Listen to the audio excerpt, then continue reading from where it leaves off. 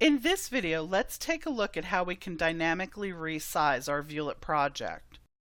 Now there may be times when you create a project, you've done all of the editing of it, you have a set slide size, and you find out that either the set slide size is too small for your viewers or it's too big.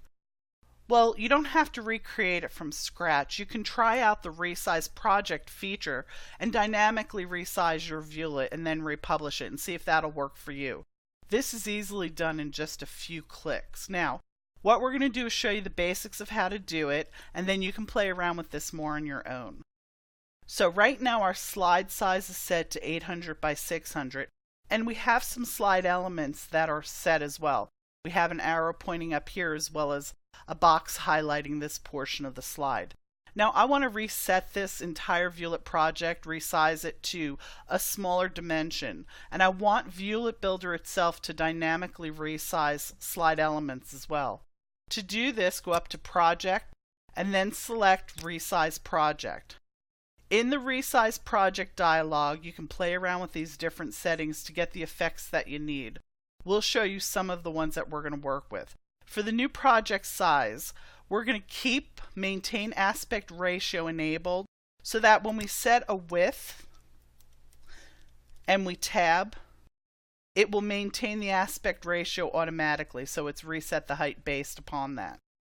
And then we can go ahead and select what we want to scale to fit for slide elements that may be included on project slides.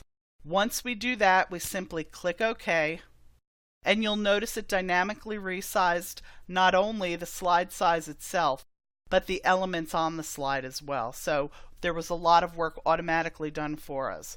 Now let's undo this, and this time let's see what happens if we go ahead and resize it larger than its original size. So again, we go up to Project, and then we select Resize Project.